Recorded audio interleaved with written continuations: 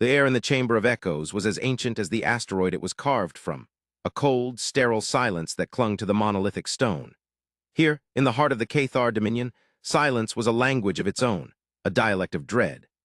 High Counselor Valerius felt the weight of it in his tri-jointed limbs, a pressure that had nothing to do with the artificial gravity and everything to do with the holographic star map shimmering at the center of the vast, circular hall. The map was dominated by a single point of light, an angry, festering wound in the serene tapestry of their territory. It pulsed with an energy that defied their understanding, a violent thrum that their most sensitive instruments could barely contain. It was a beacon, a scream, a declaration, and it originated from a world they had long ago dismissed as a muddy, inconsequential grave. Warmaster Grawl, his carapace scarred with the emblems of countless campaigns, broke the stillness.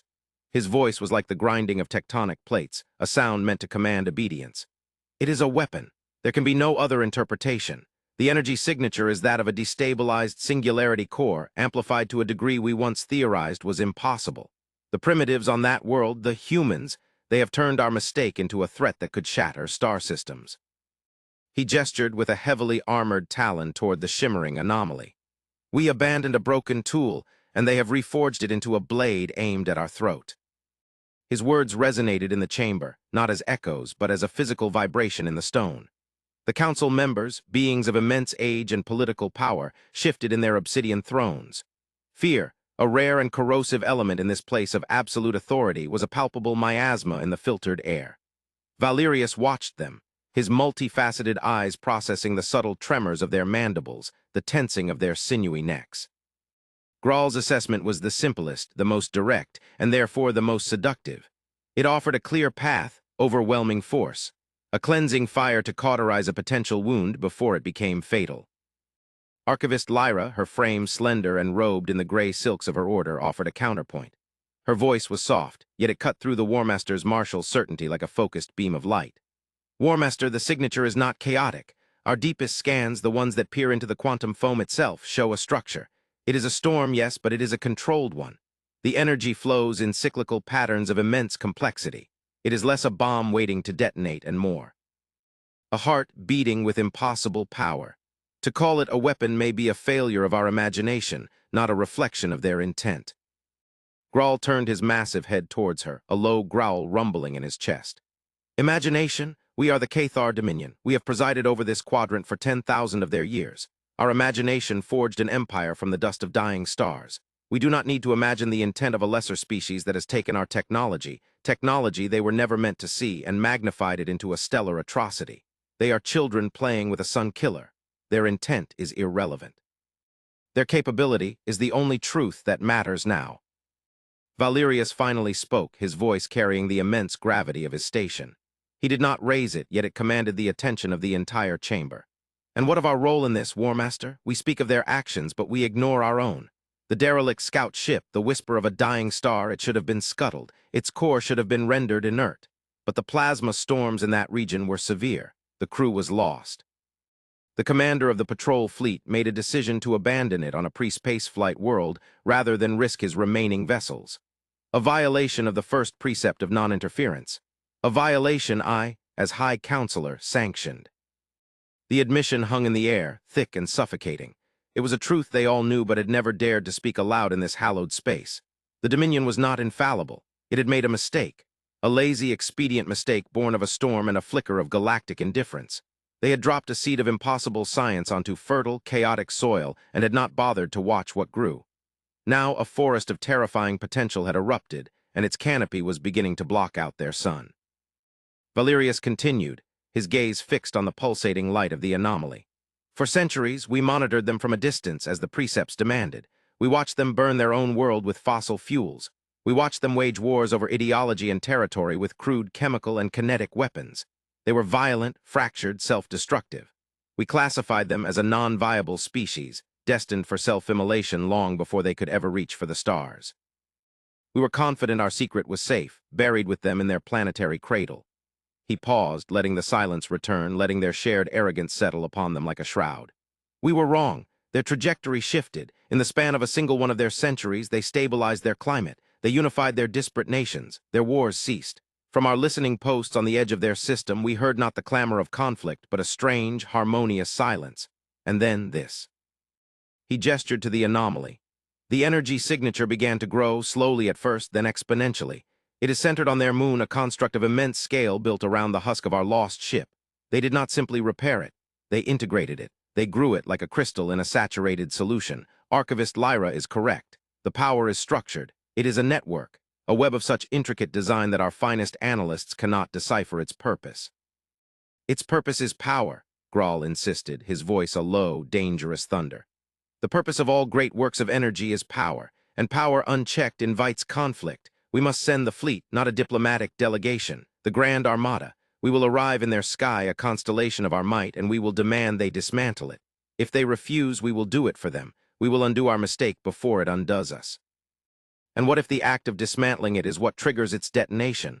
Lyra countered, her calm demeanor a stark contrast to the War Master's fire. What if it is a containment system for an even greater force? What if it is a shield? Attacking it could be the very cataclysm you fear. We have no data on what these humans have become. Their last century of development is a blank slate to us, overshadowed by the energy readings of this thing. To act with incomplete knowledge is not strength, War Master. It is folly. The debate raged for what felt like an eternity, a cycle of fear and pride, caution and aggression. Valerius listened, his mind a vortex of possibilities. He felt the weight of his own history, of the long, lonely centuries spent guiding a civilization that believed itself to be the apex of cosmic evolution. The Cathar were defined by their past, by the long, unbroken line of their dominion. Their strength was in their tradition, their adherence to proven strategies, their deep respect for the echoes of their ancestors. But these humans, they had no such burden. Their history was a chaotic, bloody sprint. They were not defined by their past, but by their frantic, relentless reach for the future. They did not revere echoes, they created new sounds. Perhaps that was the source of his fear. The Cathar were a mountain, shaped slowly by erosion over eons. The humans were a volcano, dormant for millennia, now showing signs of an eruption that could reshape the continent. He thought of the reports from their deep-range sensors. The light from the human system was stable, but the gravitational lensing around it was unusual. It was as if the very fabric of spacetime was being gently, deliberately warped. Not torn, not stressed, but woven into a new pattern. A weapon did not do that. A weapon broke things. This construct was creating something, a new reality. Finally, he raised a hand, and the chamber fell silent once more. The authority in that simple gesture was absolute, forged over 1,000 years of leadership. We will not send the Grand Armada, War Master, but we will not send a simple diplomatic envoy either. We will go ourselves. I will lead a fleet, a significant fleet, to their system. We will present ourselves not as conquerors, nor as supplicants, but as what we are, the architects of the situation they now find themselves in. We will offer them a place in the galactic community, under the Dominion's guidance, in exchange for transparency. We will demand to understand the nature of what they have built. Grawl's mandibles clicked in a gesture of reluctant acquiescence. It was a compromise, but one that still displayed the Dominion's power. A high counselor arriving with a fleet of warships was not a request. It was a summons wrapped in the thin veil of diplomacy. And if they refused to be transparent, Grawl pressed. Valerius looked at the angry, pulsing light on the map, the light that represented a derelict ship and a species of primitives who had somehow mastered the energies of creation.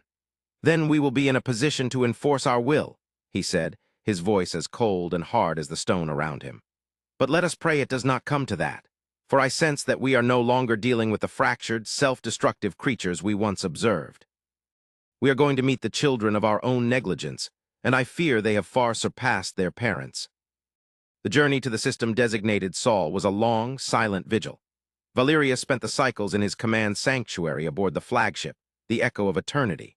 The vessel was a testament to Cathar engineering, a moving mountain of obsidian alloy and harnessed gravitational forces. Its corridors were vast and silent, its crew moving with the disciplined grace of a people who had known no true existential threat for millennia. Yet on this voyage, the silence felt different. It was not the calm of confidence, but the taut, humming quiet of a string stretched to its breaking point. A fleet of warships, each one capable of rendering a planet's surface to molten slag, moved through the void toward a power source that could potentially unmake them all with a single, elegant pulse.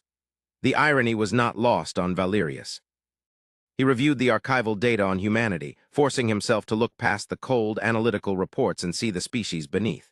He watched their ancient broadcasts, unfiltered streams of information that had bled out into space before they learned to control their emissions. He saw their art, violent, passionate, sublime. He listened to their music, symphonies of soaring hope and ballads of profound sorrow. He witnessed their history, a relentless, brutal cycle of creation and destruction. They built magnificent cities and then bombed them to rubble. They wrote poetry about love and then committed genocide over strips of land. They were a paradox of breathtaking genius and horrifying cruelty. There was one recording that held his attention. It was a scientific transmission from their late 20th century, a simple probe they had sent out into the void. It carried a golden disc, etched with diagrams of their biology, their solar system, and greetings in their many languages. It was a gesture of such profound, naive optimism, a message in a bottle thrown into a cosmic ocean they could not possibly comprehend. They were reaching out, even as they were tearing each other apart. They were a species at war with itself, yet dreaming of a peaceful conversation with the stars. How had that species in the blink of a galactic eye become this? How had they unified? How had they built the construct, the anomaly that now warped spacetime around their moon? The transition in their societal data was too abrupt. It was as if a fever had broken overnight. One moment, a planet screaming with a billion conflicting ideologies. The next, a quiet, focused harmony. The energy signature from the whisper of a dying star had begun its exponential growth precisely at the moment their global communications went silent, replaced by a single, complex, unified signal.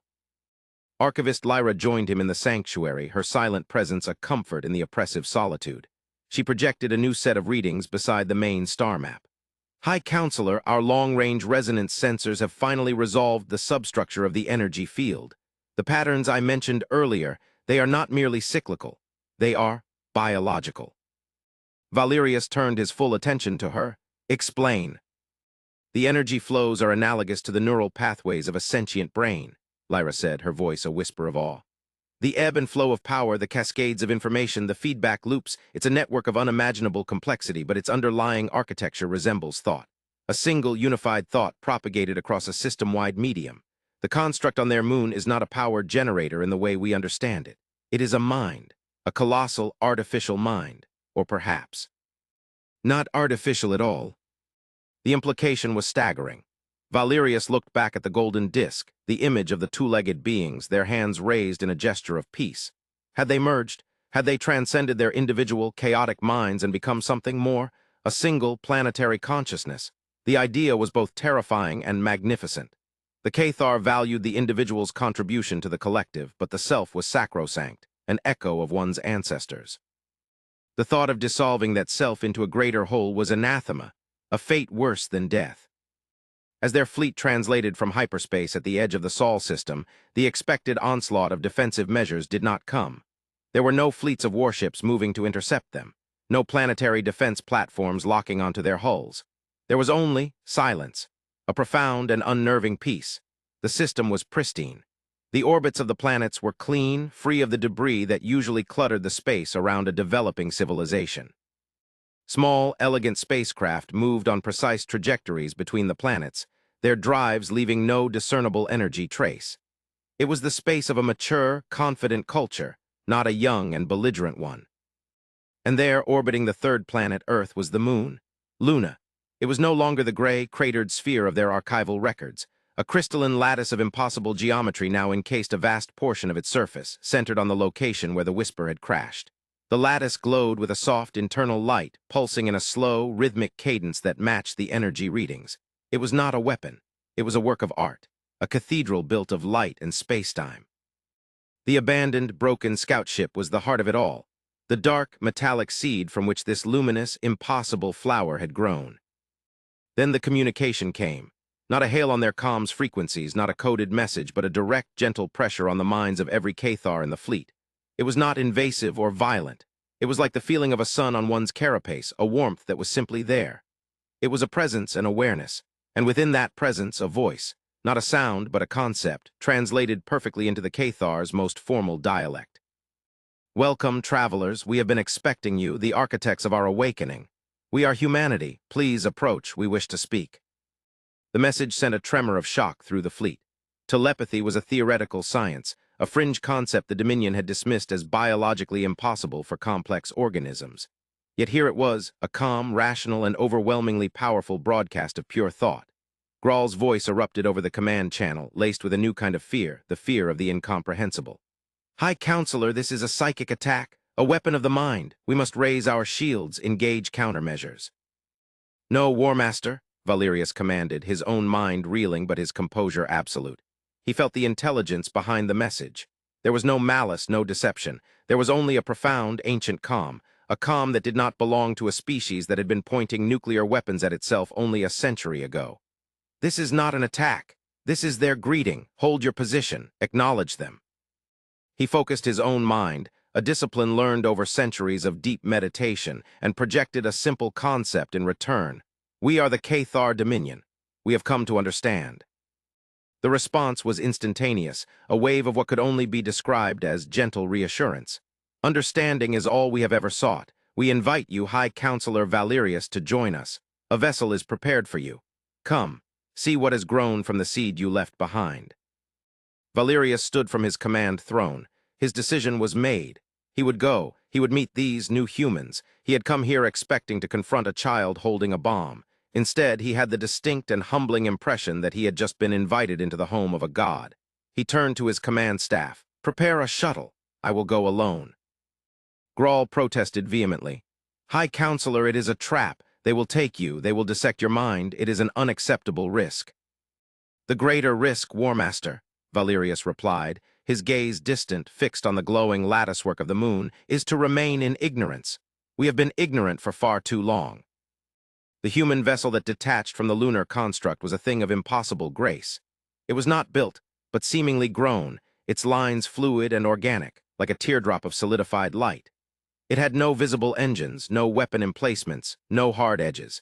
It moved through the vacuum with a silence that was absolute, docking with the echo of eternity with a precision that was more a gentle merging than a mechanical connection. The airlock opened not with a hiss of atmosphere, but with a soft chime, revealing a single figure standing in a corridor of softly glowing white material. The being was humanoid, tall and slender, clad in a simple, seamless gray garment. It was impossible to determine their age or gender. Their face was a serene mask of calm, their eyes a deep, fathomless silver that seemed to hold the light of distant stars. There was no emotional tells, no micro-expressions of aggression or fear that a Cathar was trained to read.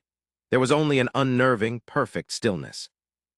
"I am designated as Thorn, an ambassador for humanity," the being communicated, their voice resonating directly in Valerius's mind. "It is an honor to welcome you, High Counselor. Please come with me." Valerius, flanked by two of his hulking royal guards, stepped into the human ship.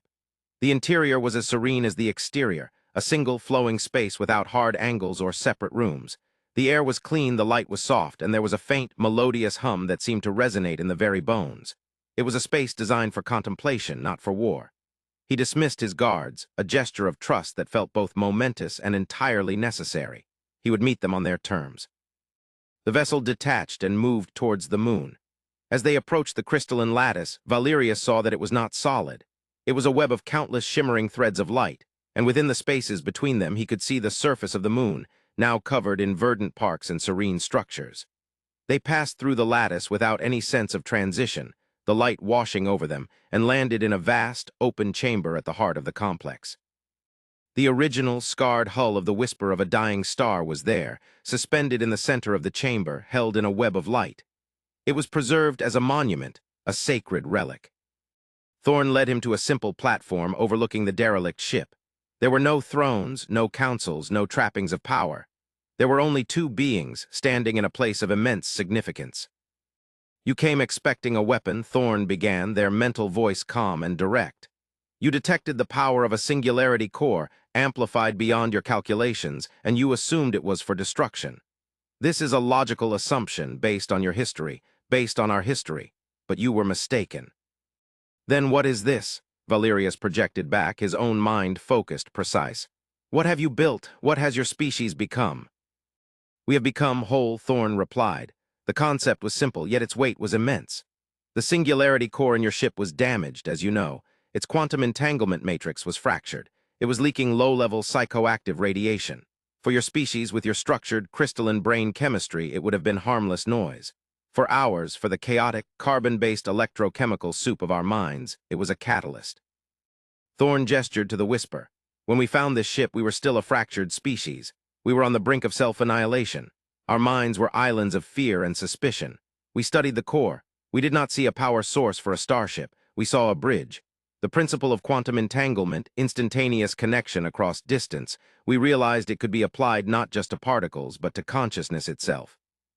Consciousness, after all, is a quantum phenomenon at its most fundamental level. Valerius felt a cold dread mix with a burgeoning sense of awe. He began to understand. This construct, Thorn continued, their gesture encompassing the entire glowing edifice around them, is not a weapon. We call it the Nexus. It is a focusing lens, a global amplifier for the entanglement field your ship's core provided. It is not a mind itself. It is a medium through which all of our minds can connect. A synthetic, telepathic field. We did not build an artificial intelligence to rule us. We elevated our own. The revelation was more profound than any weapon could ever be. Valerius looked from the serene face of Thorn to the wrecked Cathar ship. The ultimate weapon was unity. When the Nexus first came online, it was chaos, Thorn explained. A billion voices screaming at once. But then we learned to listen. For the first time, a human could truly feel the pain of another. Not sympathize, not empathize, but feel it. The starvation of a child on one continent was a physical pang of hunger in the stomach of a billionaire on another. The grief of a widow was a shared ache in the hearts of a billion people. The joy of a new discovery was a shared spark of wonder in the global mind. The implications were breathtaking. War, greed, hatred. How could such things exist in the face of such radical, enforced empathy? Our conflicts ended not in treaties, but in shared understanding. Our problems, our dying planet, our social inequalities were no longer abstractions to be debated, but shared wounds to be healed. We became a single, cooperative organism without sacrificing the individual spark of consciousness. Each human is still an individual, but we are all part of the same song. We think together. We dream together. We build together. The speed of our progress became exponential. You weaponized empathy, Valerius stated, the thought resonating with a strange clarity. That is the weapon you have built, a weapon against yourselves, against your own division. A weapon against ignorance, Thorn corrected gently, against loneliness, against despair. The energy you detected is the byproduct of a billion minds thinking in concert, focused through a singularity. It is the light of a unified soul. We understand your fear. You saw a gun. We have built a sanctuary. To prove the point, Thorn extended a hand. Not physically, but mentally. If you would permit it, High Counselor, I can grant you a momentary shielded connection, a single echo from the Nexus, so you may understand. Valerius hesitated for only a moment. His entire life, his culture, was built on the sanctity of the individual mind. To allow another consciousness to enter, even for an instant, was the ultimate violation. But he had not come this far to be ruled by fear. He had come for the truth. He gave his mental assent. It was not a violation. It was an opening. For a fraction of a second, Valerius was no longer alone in his mind. He felt it, a tidal wave of pure, unadulterated human experience. He felt the sorrow of a lost love, the soaring triumph of a mathematical proof solved, the simple, profound joy of a parent holding their child. He heard a symphony composed by 1,000 minds at once, saw a color that had no name, tasted a memory of a food he had never eaten.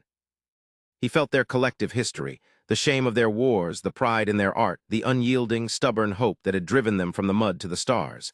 And underlying it all, a single, powerful feeling directed at him, at the Cathar, gratitude. They were not angry about the abandoned ship. They saw it as a gift, an accident of cosmic grace that had saved them from themselves. The connection severed, and Valerius stumbled back, his mind reeling. The chamber of echoes on his homeworld was a place of stone and silence. This place, this Nexus, was a chamber of living, breathing souls. He looked at Thorn, and for the first time he saw not a strange, alien being, but a peer. In many ways, a superior. You have no anger towards us, Valerius said, the thought a clumsy translation of the overwhelming feeling he had just experienced. We left a dangerous piece of technology on your world. We violated our most sacred laws. Our negligence could have destroyed you. It could have, Thorn acknowledged, but it did not. It remade us. An accident of the universe gave us a choice, to perish in our discord or to become something more. We chose to become more. How can we be angry at the storm that forces a seed to sprout? Your mistake was our salvation. We owe you a debt. Valeria stood in silence for a long time, the quiet hum of the Nexus filling the space between them. The Cathar Dominion had spent millennia building an empire of physical control, of territory and resources, enforced by fleets and laws. In a single century, humanity had built an empire of the mind, an internal dominion of such strength and unity that it made the Cathar's vast armada seem like a collection of primitive spears. Their ultimate weapon was not aimed outward at the galaxy. It was aimed inward, and it had already conquered the only enemy that had ever truly mattered: themselves. He knew then that Graal's warships were utterly, laughably obsolete. How could you conquer a people who could share the pain of your every soldier? How could you bomb a world when every death would be a psychic wound inflicted upon the entire species? You couldn't. To fight humanity now would be like trying to stab the ocean. My people must know this, Valerius finally said. The Dominion must understand. That is why we invited you, Thorn replied. The universe is vast and we have only just opened our eyes. We are not interested in conquest. We are interested in conversation. We have much to learn, and perhaps much to teach. The report Valerius sent back to the Cathar Dominion shattered millennia of established doctrine. It was met first with disbelief, then with suspicion, and finally with a grudging, terrified respect. Warmaster Graal and his faction argued it was a deception, a sophisticated psychic illusion designed to lull them into complacency. But the data did not lie.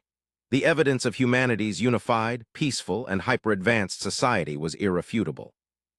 The recordings of Valerius's brief connection to the Nexus, transmitted through shielded quantum channels, were analyzed by the Dominion's deepest thinkers. They could find no trace of deceit, only a truth so profound it bordered on a new form of physics. A new age began. The great Cathar fleet did not retreat in shame, but remained in the Sol system as a delegation. Ships that had been designed to crack planets became vessels of cultural exchange. Cathar scientists, historians, and philosophers were invited into the serene, flowing cities of Earth and the crystalline sanctuaries of the Nexus on Luna. They walked among a species that moved with a quiet, shared purpose that was both beautiful and deeply unsettling to the rigidly individualistic Cathar. Humans, in turn, were invited aboard the Cathar vessels, where they studied the ancient history and rigid social structures of the Dominion with a deep, non-judgmental curiosity. Valerius and Thorn became the architects of this new, fragile peace. They spent long periods in conference, one a being of immense age and tradition, the other an avatar of a new, unified consciousness. Valerius learned that humanity had not lost its individuality. The individual mind was still the source of creation, of unique perspective. The Nexus was merely the medium through which those unique perspectives could be shared, critiqued, and integrated into the whole in an instant. A human artist could conceive of a sculpture, and a billion minds could experience it, suggest refinements, and feel its emotional impact before a single atom of material was ever moved. A scientist could formulate a hypothesis, and the collective intellect of the entire species could test it, find flaws, and build upon it in a matter of hours. It was evolution on an intellectual and cultural level, accelerated to the speed of light. In return, the Cathar offered humanity the gift of time.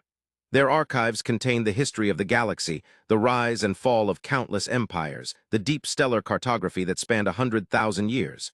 They offered context. Humanity, for all its newfound power, was young. The Cathar were old, and they knew the quiet, slow dangers that lurked in the deep dark. It was during one such exchange of knowledge that the final, greatest secret was revealed.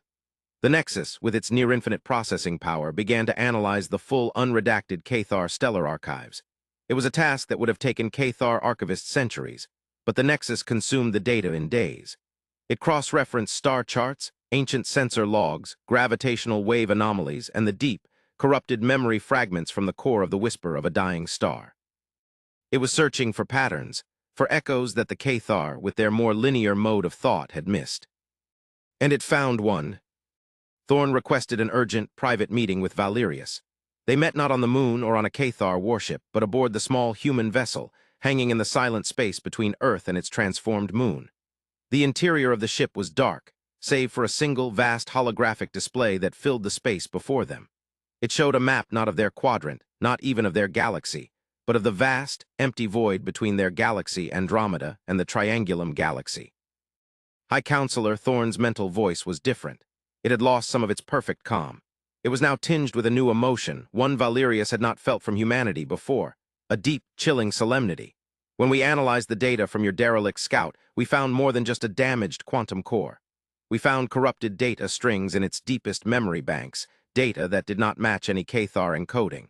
We initially dismissed it as damage from the plasma storms that disabled the vessel. We were wronged. Thorn manipulated the display. A faint, almost undetectable signal was isolated from the cosmic microwave background radiation. It was a complex, repeating waveform, so ancient and degraded it was almost indistinguishable from stellar noise. Almost. The whisper of a dying star did not just wander into a plasma storm, Thorn explained. Its flight logs, when reconstructed by the Nexus, show it was drawn off course by a gravitational anomaly, a ripple in space-time. It passed through the edge of that ripple, and that is when its systems failed, and this signal fragment was imprinted on its core memory. The signal, it is not a communication. It is a warning, and it does not originate from within our galaxy. The map zoomed in on a point in the intergalactic void, a place that should have been utterly empty. The Nexus, using the combined power of Cathar sensors and its own space-time warping abilities, had focused on this single point. What it revealed was impossible. It was a structure, a construct so vast it dwarfed star systems, built from a material that did not reflect light and seemed to absorb energy. A megastructure of incomprehensible scale and age, deliberately hidden in the darkest, coldest part of the universe. And from a beacon at its heart, the ancient signal was still being broadcast, a final, fading scream into the void. The signal has degraded over millions of years, Thorn said, their voice now a whisper in Valerius's mind. But the Nexus has been able to reconstruct its original message. It is a simple message, a terrifying one. It has only two concepts. A series of symbols appeared on the screen, the Nexus's best attempt to translate a concept from a language so alien it defied comprehension. The first symbol was a pictograph of their galaxy, and countless others, all surrounded by a contracting circle. The second was a single, stark word, translated into the Cathar's most ancient tongue: silence. Valerius stared, his mind, which had already been shattered and rebuilt by the revelation of what humanity had become, now felt like it was dissolving into cosmic dust. The Cathar and all the other squabbling empires of the galaxy were fighting over scraps of territory, blissfully unaware of the true shape of their cage. The abandoned ship had not just been a catalyst for humanity. It had been a clue, a piece of a puzzle so immense and terrifying that it recontextualized all of known history. Whatever broadcast this message, Thorn continued, it was trying to warn others of something that imposes silence upon galaxies. A force, a species, a law of physics, we do not know. We only know that something is out there in the great void, and the path of its expansion, calculated from the Doppler shift of the signal over eons, is headed in our direction. He and Thorn stood there in the quiet dark of the small ship, a Cathar counselor and a human ambassador, representatives of two species who had, until recently, been on the verge of a war born from misunderstanding. Before them lay the image of a threat that rendered their former conflict utterly meaningless. Valerius thought of the name humanity had given their creation, the Nexus, a point of connection. He thought of the name of his own ship, the Echo of Eternity. They had been so focused on their own echoes, their own history, that they had failed to listen for the older, deeper echoes of the universe itself. Humanity had not built a weapon. They had built a mind, a tool not for war but for understanding. And in a universe that contained such profound and silent threats, a unified, compassionate, and hyper-intelligent mind was the only weapon that might truly matter.